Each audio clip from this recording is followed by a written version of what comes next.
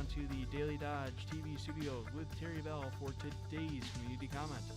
Thank you so much, Jake, and welcome everybody to Community Comment on a Monday. Our guest today is Lieutenant Jeremiah Johnson, and a special guest today too, Detective Dan Coons, both from the Beaver Dam Police Department. Gentlemen, welcome to Community Comment. Good morning. Good morning. How are you? I'm pretty good. It's great to see you both. Good to be here. And whenever Detective Coons joins us, the topic du jour is typically scams. And Yes. Unfortunately, there are enough scams making the rounds right now that you felt it was important to talk about it with our audience today. Absolutely, yeah. We always have had a kind of a background noise of scams, but it just appears recently that when we take a look at our briefing sheet, we're seeing either very large scams that have come to light recently, or just a increased number of any of the scams. And I don't know. It's one of those things where we wish that we could have had a conversation with someone ahead of time and said, hey, be on the lookout for this, that, and the other things. That's why we're here today, is to make sure that we're getting that message out there, these red flags of when you're communicating with someone that there might be a scam associated with it. So we kind of want to communicate what some of these scams are, to be on the lookout for them, and really just kind of communicate out to the community that, hey, it's out there, it's still happening, be on the lookout for it. This is a good opportunity, too, to let people listening know that you can call with a question or comment. Maybe you have a concern or a question or a story of your own. Don't be shy. Don't be embarrassed. Don't feel a stigma, because it's more widespread than you might think. You are not alone. If you do want to join the conversation, you can call us or text us at 920-887-9595. You can also call the WBEV studio line at 885-4446. So, Dan, what are some examples of some of the scams making the rounds right now that have you concerned? I think you can classify a lot of the scams in different types. I call them frauds and scams. There's some local stuff that you see where the suspect's actually local. Back in, when I started 20 years ago, it used to be just like, somebody stole a checkbook and used your name to use a check, or, something along those lines, or washing out checks and things like that. But really, since the internet exploded, or social media exploded, say 10, 15 years ago, it just opened the door to scammers to reach out to people in our community from all over the world. And so we see a lot of the scams that are happening generated, or at least initiated on some social media platform. However, there are other occasions, such as the one that we just posted recently on our Facebook page about the DOT scam. I mean, that's a pretty common one that we see pretty often. Is just describe that for us. So that's just basically where it's a mass text that's sent out, and I akin this to, say, fishing in a pond. The scammer will send out a mass text to a flood of phone numbers, and that would be your pond. And then basically the text message content is such that it's urging you to take action on something. They're always going to use emotion to try to get you to do something, whether it be immediately, or disclose some sensitive information, or go send money, or go get cash.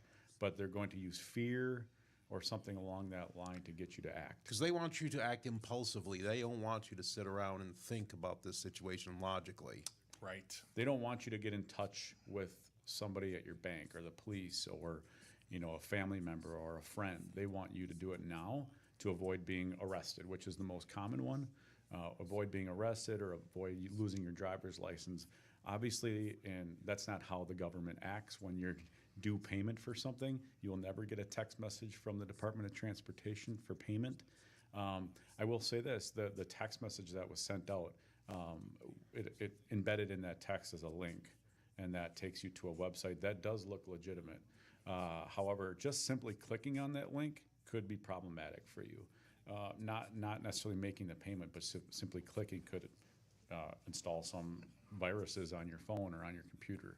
So, people want to come in and show us, hey, I clicked on this, I didn't do anything, but just the act alone of clicking could be problematic. So it's the same with an email or a text message. You don't want to be clicking on links that you don't know where you're going. Yeah. Another thing too is using computers and phones. There's certain electronic information that's built into your phones, and when you accept cookies on websites, it's actually sharing information that's already stored on your computer.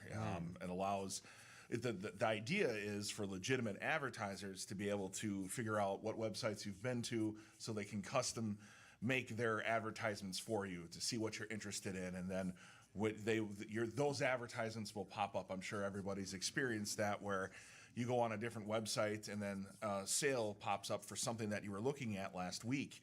Those are the cookies. Well, there's information in there that the scammers could use to help identify you, help figure out who you are, or get information that they could use to get more information, facilitate the scam, or just get money from you. That's the problem with clicking on the link. Besides the viruses, besides everything else too, and that's their foot in the door. You click on the link and it looks like an official looking website. Why wouldn't you start filling in your information? So, yes. Okay, so there's the DOT scam going around. Any others that are causing some problems? I think the ones that are assigned to me most often, usually the scams and frauds don't make it back to the detective division unless there's substantial financial loss.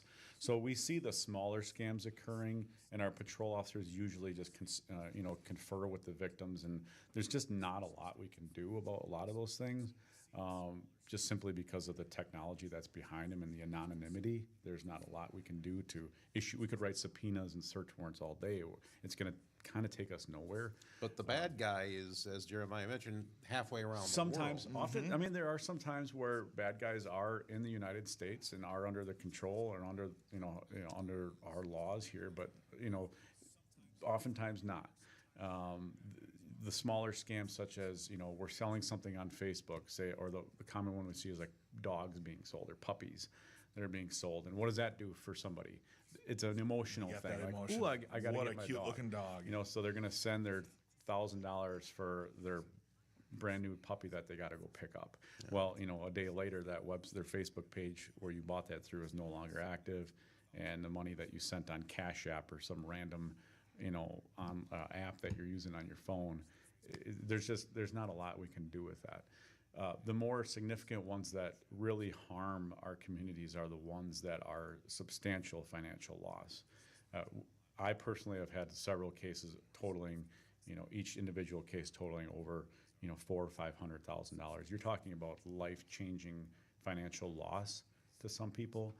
The one that we had talked about before coming on the air is, somebody was engaging on a romance scam for years and gave away personal information, and then that basically ruined their credit. They lost their house, they lost their cars. They were living with their daughter because they just didn't have any access to financial. Wiped out their life savings. They went from Yes. being set for life to having a very uncertain future from this point forward. Yeah, and it's really just about recognition of these things and talking with family members when we go out and do community presentations. As I mentioned to you as well, and you mentioned this just before, I guarantee you people listening right now have either been attempted to be scammed or successfully scammed, or somebody they know have been scammed. So that's why it reaches kind of every corner of the community, because it doesn't matter what socioeconomic segment you're in. Somebody has tried to scam you.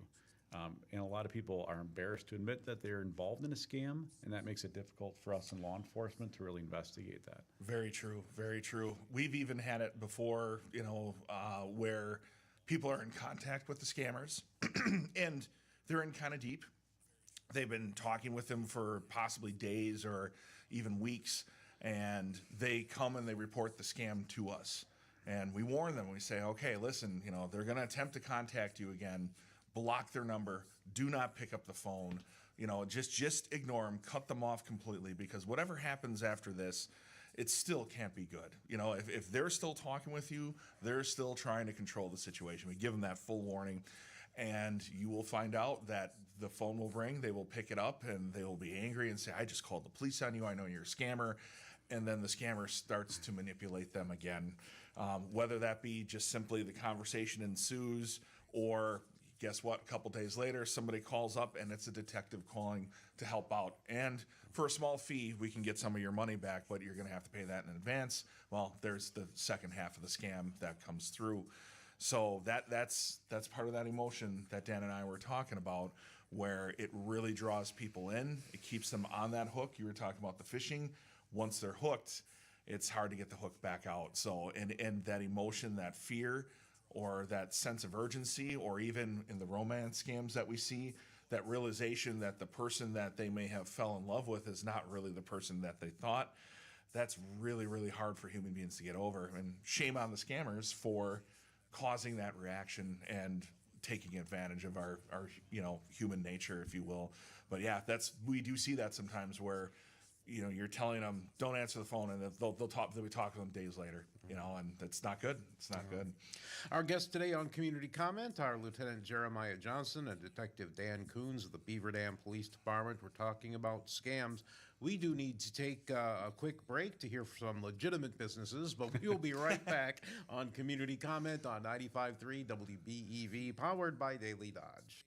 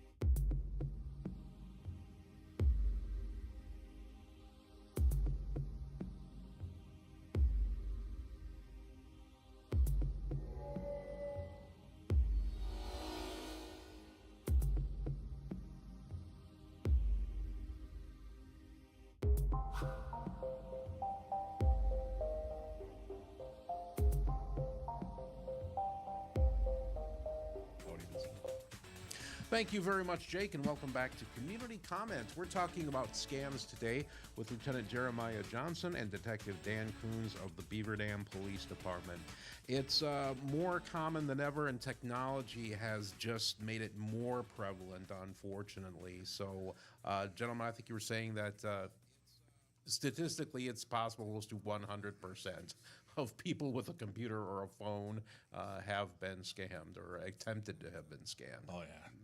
Yeah. We get the text messages, the emails, all that stuff. I've got the Illinois tollway scam. Yeah. Now talk about this, because I think a lot of us have gotten that one. Gotcha. Yeah. So I made a trip down to Illinois, and that's just normal. It's what we do every once in a while. We go down to Chicago, Rockford, things like that, and we have an iPass when we go, and that's great because then you don't have to pull over or worry about doing it later or whatever it might be. But a couple months later, we get this text saying, hey, you have unpaid tolls, and if you don't take care of them right away, immediately, there'll be a warrant out for your arrest, we'll suspend your license plates, et cetera, et cetera. And I'm a police officer, and I read that and I'm like, okay, no, we paid all our tolls, whatever. And I ignored it and just went on with life. And a couple hours later, I'm driving down the road and going, but what if I missed that toll? What if I did? What if it really got missed? What happens if there was one where we weren't paying attention, or we missed it with the iPass, or it didn't scan or something like that? I don't want my license plate suspended. I'm a cop. I can't let that happen to me. And then you realize, okay, that's the fear.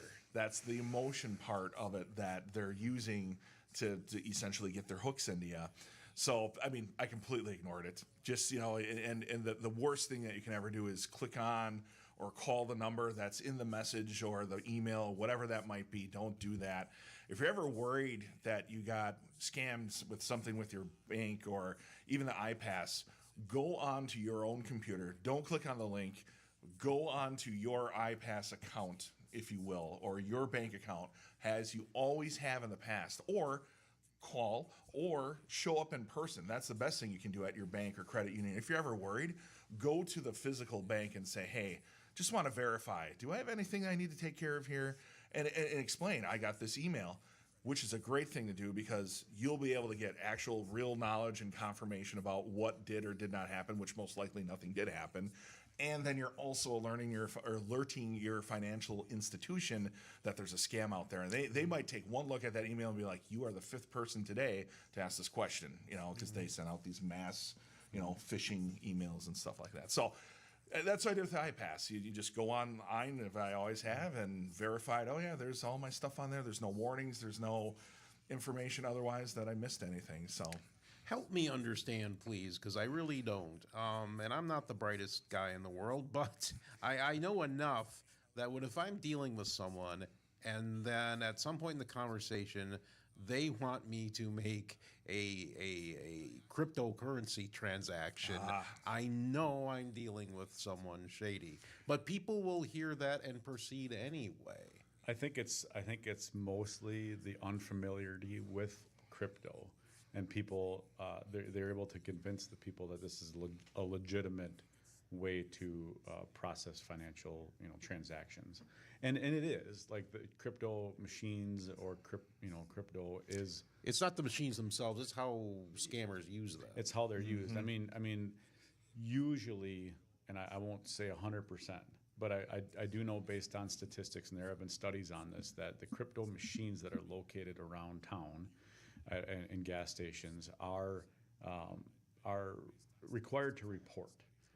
There's some new laws in the state of Wisconsin that require them to identify themselves as financial institutions.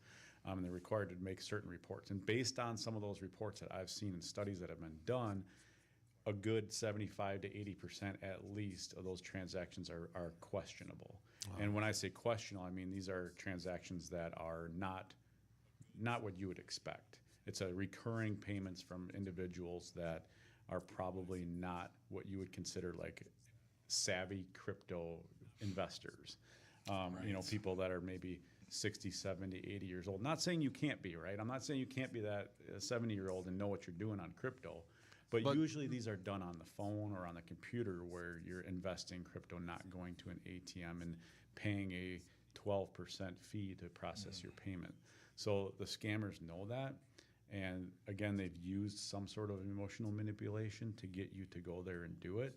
And they instruct you on how to do it. And they instruct you to stay on the phone with them while you're there so that the cashier or the person working at the store doesn't bother you. And he's mentioning stuff about going to the bank. I mean, I've seen cases where, somebody goes into the bank and withdraw $15,000 at the request of the scammer. And they have a story told what to tell the teller when they're asked. Yeah, they prep you. They train you. So tell them that it's for a deck that you're building. It's cash and it's a cash job.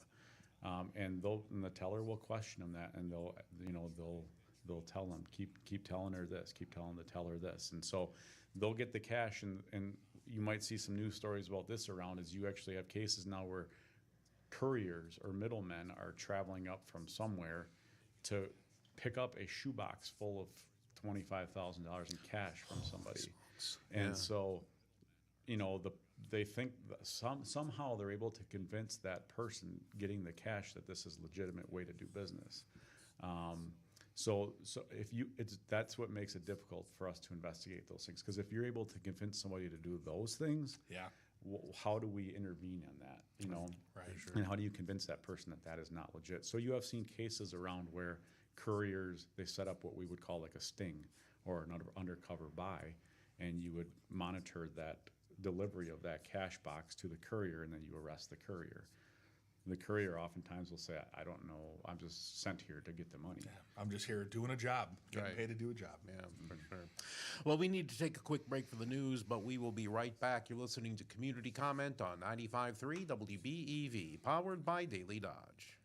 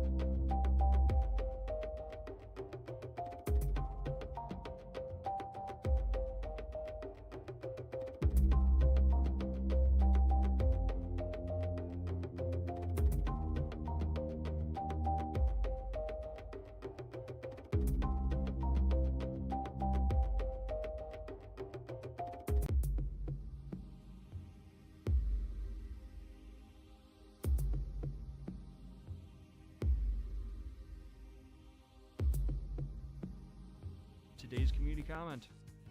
Thank you so much, Jake, and welcome back, everybody. We're talking about scams on this edition of Community Comment. Our guests today are from the Beaver Dam Police Department, Lieutenant Jeremiah Johnson and Detective Dan Coons. And we also have a caller on the line. Line 1, you're on Community Comment with Jeremiah Johnson and Dan Coons. Welcome. Hi, Terry. How are you? Excellent. How are you? I'm doing pretty good on this going to be warm day. How about you, Lieutenant Johnson? How are you? It's beautiful. It is a wonderful day, and I'm loving the weather. I'll take it. Right. I would just want to say thank you for your service. And it's kind of a question/comment. So we get scam calls once in a while on the phone. So I will turn around and, like, when I answer, I'll go, like, Brand Central Station. How may I help you? Do you need a ticket to go somewhere today? And a few times they've clicked. Sure.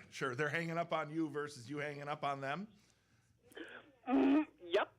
So I've seen it a couple times. You see it sometimes on YouTube. You see it on Facebook, Instagram, whatever, where people will kind of toy with the scammers. Like, they know they're getting scammed, so they will provide some entertainment, which I mean, it is kind of fun to watch.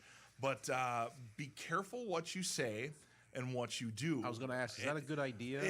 You know what? I'm going to say no. And the whole Grand Central thing, I think you're okay doing that. But the longer you talk on the line, the more likely it is that you might reveal something or something. The other thing you got to look out for, too, is that there is a scam out there where if they have enough of a sample of your voice, AI can assemble your sentence structure and your voice to make it say anything it wants to. And we've seen this happen. It happened in the political season. They can take a recording of a politician from TV and make an AI version of them that's saying things they would never actually say. Absolutely. Yeah, like, don't take us the wrong way. I worry about being on the show sometimes because my samples of voices, I've been on for a couple years now. Yeah, and how easy would it be to talk make a it? lot. I do. I won't shut up. Right? It's so true. Everybody says that. But yeah, so just be careful when you do that. That would be my advice. I would add one thing too. Yeah. Just simply answering the phone when a person that calls you and don't recognize the number is you are in the pool of people that they can call because it's a legit number. Yes. And there's a person that will answer the phone. So now you've moved from just a random number to a person that answers at that number. So even though you're joking around with the person, now you're still a potential candidate to be a victim because you answered the phone. So they like when they can move you from, a pool of people or a pool of just phone numbers to now you're in the pool of phone numbers with actual people associated with them. So my recommendation is not just to not talk with them, but and think that you're like taking up their time so they can't scam somebody else. But my recommendation is always just only answer it if you recognize the number, unless you're expecting a call from somebody in particular. I will say this, legitimate businesses, if they need something from you or they want to talk with you, will always leave a voicemail, and you can always call them back, or you can look up their number online or in the yellow pages, whatever you need to get back to them. And if it's a business that you do business with on a regular basis, you have that contact information. So that's always one thing I always, like to remind people. Certainly. It just seems so daunting. Just everything you've described so far on the show. It's you really have to be your own best defense. Yeah, it starts there. Yeah, Yes. Yeah, and it's not just the individual. As we talked about while we were off the air, it's pretty much all facets of the society are potentially involved in scams. So we see businesses that, like Lieutenant Johnson had said, like accounts payable at a business will get an invoice from a vendor that they have no business with, but they'll just send out the payment. Or they'll send out a legit check to somewhere, and somewhere along the line of the mail service, it gets intercepted by somebody that's bad in the mail service, and they will intercept checks and alter them to a particular individual's name or whatever, and then that check will get deposited. Well, then 6 months later, the legitimate vendor will call the business asking where their payment is. So it's not, so the more you can do your business, and this sounds kind of intuitive, but the more you can do your business online in legitimate portals, like paying your Alliant bills or paying your internet bills, et cetera, is safe when you're through their portal. Because we've also seen cases. Just a couple years ago, we had a guy going around and stealing mail out of mailboxes. Oh, yes. Yep. He was stealing checks out of mailboxes. He was identified as trying to pass a stolen check using a stolen ID up at a store in Beaver Dam, and these guys found him on the highway driving and got in high speed, and he crashed. I remember that. And Yes. And he had a whole slew of stolen people, like copies of people identity and Yep. corresponding altered checks in their names. Yeah. So he would steal the outgoing check and create, using a computer program, create new check stock of that individual's identity. So, you know, it's everywhere. And that's why, like you said, you gotta really just be vigilant all the time as to who you're talking to, what you're saying, what you're doing. And again, it's not just the individual, it's people that work at businesses that are responsible for making payments. For sure. There is a common scam out there now, and it's a little bit more low tech, but it's still, once again, it gets into that fear situation where, let's say you work at a chain store or a chain restaurant, and corporate calls up and says, hey, the shipment is delayed because some of the fees didn't get, and they end up talking to a newer manager who may not know how things work. And here's the thing. Is there any shortage of stores or restaurants out there, fast food? Think about it. Like, there's a Subway, there's a McDonald's, there's a Burger King in every city, sometimes several, So if the scammers call one store, it didn't work today, they just call the next one, or they call later. You know what I mean? And that's the thing, is they only have to hit one. If they take 100 shots, they hit one, they get their money. Anyways, what the scam is they will tell that newer manager or that inexperienced manager or the one who just doesn't catch the scam to literally take money out of the till and then send it somewhere, one of those crypto currency machines, or literally deliver it to a person, or send it's a scam. It's a scam, and they don't see it coming, and it's cash. It's gone. It goes away. So you have to be on the lookout for that.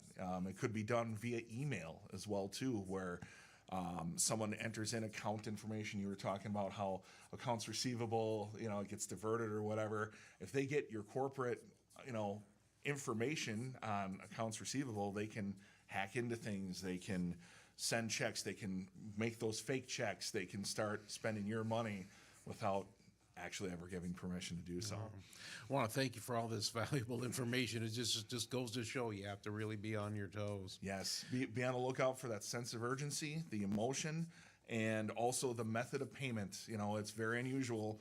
For taxes, you pay in U.S. dollars. You don't pay in Apple gift cards. You don't pay in cryptocurrency. Sure. Those are all big red flags of a scam. We need to take one last break, but we'll be right back. You're listening to Community Comment on 95.3 WBEV, powered by Daily Dodge.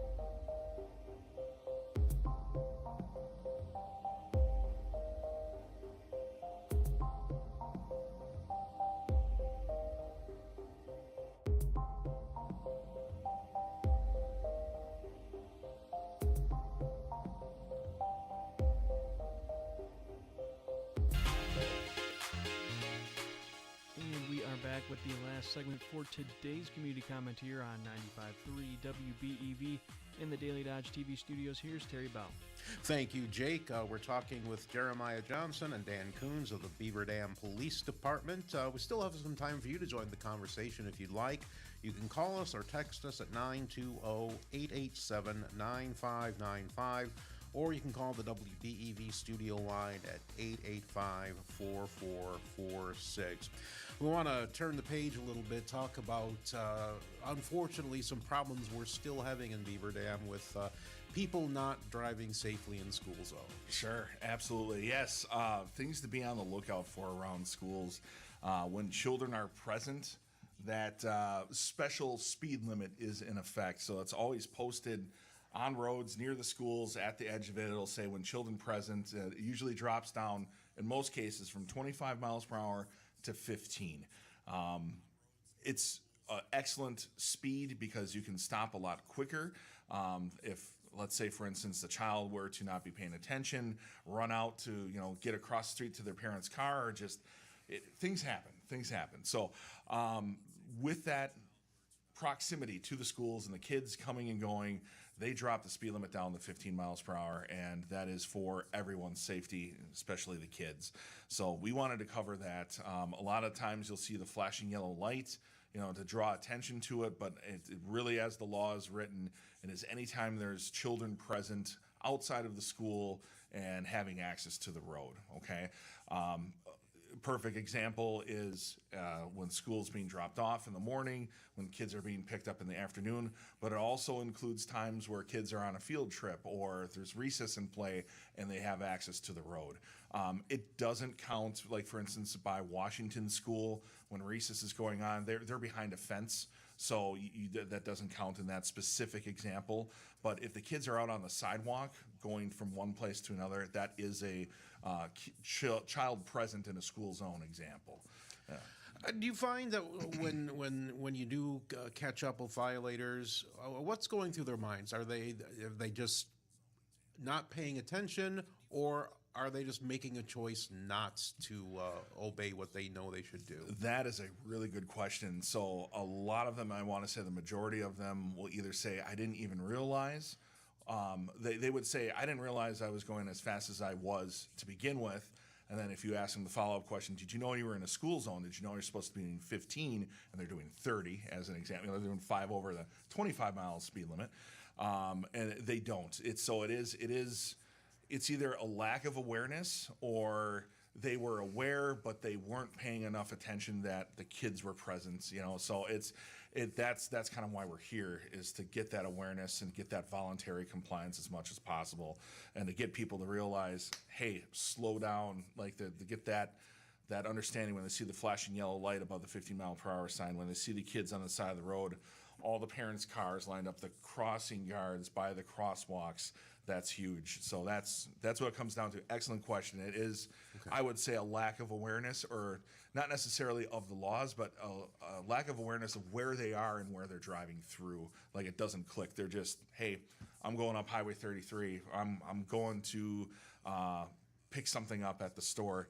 They're thinking about that versus what's in front of them on the road. Right. Yeah. Because the awful thing is, you're dealing with children, young children.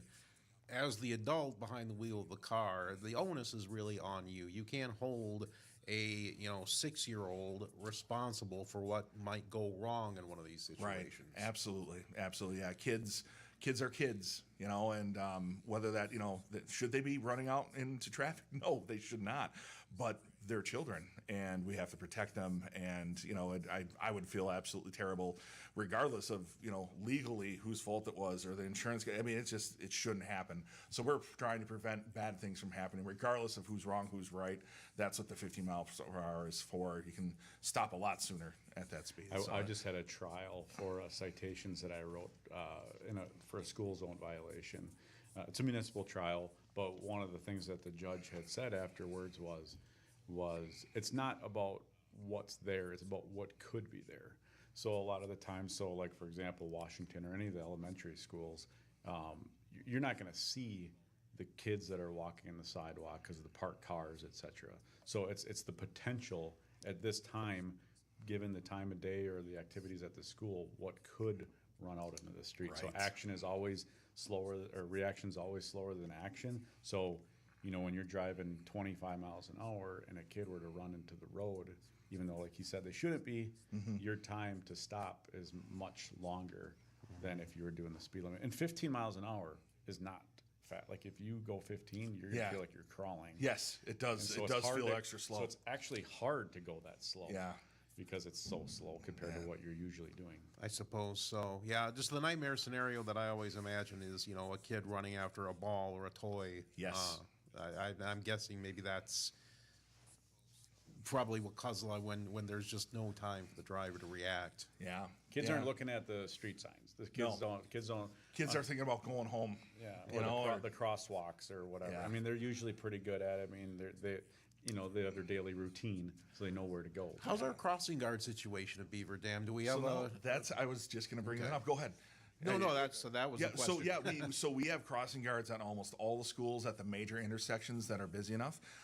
We have a very good pool of main full-time crossing guards as well as substitute crossing guards. So it's nice to know that if a crossing guard can't make it in because they're not feeling so good, we've got a bunch of substitutes that come and cover. So that's usually very well covered in the city of Beaver Dam. And if there's ever a crossing guard that isn't covered, patrol officers will go in and cover it as well too, just to make sure that there aren't any accidents or things like that. So it's actually kind of fun as a patrol officer going out there and doing that. It's the kids' interaction with the kids is really, really positive, and it's kind of cool to go out there with their stop sign and in full uniform. And I don't know if the crossing guards get the same reaction that I do sometimes, but like you get some wide eyes from drivers when you're in full uniform doing the crossing guard stuff, like, oh yeah, better stop. Like, yeah. But yeah, it's fun. It's a good positive interaction. I would have to think it's a great part-time job for someone who's retired or just making look a lot extra money in their spare time. Yes, they're decently paid. I want to say, I don't have the exact figure in front of me, but I believe it's around $17 an hour. Keeping in mind, of course, that it's an hour in the morning, an hour in the afternoon, but it's a good, fun, part-time job. A lot of people who are retired go and do it, but it's open to anybody. If anybody's interested, you can contact us at the Beaver Dam Police Department. Sergeant Eric Foyt is in charge of the crossing guards with the orientation, the training, everything like that, and he does the hiring and processing of that. So, Well, it's good to know we have plenty of hands on deck. I was Yes. concerned maybe we don't have enough. no, we are good. We are good. And with that said, I wanted to take a moment just to kind of remind everyone too what to do if you're driving through the school zone and you Yes. see those crossing guards. Let's do that. So the crossing guards are very aware of traffic, so they will not stop the traffic until it's time to do so. Sometimes they wait until a group of 3 or 4 kids, comes up. So they will stop the kids from crossing until it's time to cross, usually. But just a reminder, in the state of Wisconsin, anytime that there's someone in a marked crossing walk, they are pedestrian and you have to yield the right of way to them, okay? Regardless of if there's a crossing guard or not. If you have a crossing guard there and the crossing guard enters the crosswalk and they have their stop sign raised, you are to stop, and you are to stop before those marked lines. The crossing guards will enter that intersection with their stop sign raised. They will wait until all the cars stop and make sure it's safe, and then they'll indicate to the kids to cross. And then as drivers, you have to wait until the crossing guard goes out of the crosswalk and lowers their stop sign, and then you're free to go again. So, and keeping in mind that they're controlling, not just the northbound as an example, they're also controlling the southbound, the other direction as well too. So try not to enter the intersection, stay behind those lines, and always be on the lookout for what those crossing guards are doing when they raise their stop sign. That's a legal stop sign. You have to stop at those crosswalks. Yep, school's in session for another good month or so this is a good, timely information. Absolutely. And with the weather getting nice, there's more kids walking home. There's more kids going through the crosswalks. We have more people out enjoying different types of vehicles and going out and driving more, and it tends to increase speed. You know what I mean? It's just when the weather gets nice, crashes go up. We would hate to have one of those occur in a school zone with a pedestrian. For That'd sure. be very bad. Excellent. Well, Lieutenant Jeremiah Johnson and Detective Dan Coons, thank you so much for joining us on Community Comment today. Thanks for having us. Thanks for having us. And Appreciate thank it. you for listening to 95.3 WBEV, powered by Daily Dodge. Looking for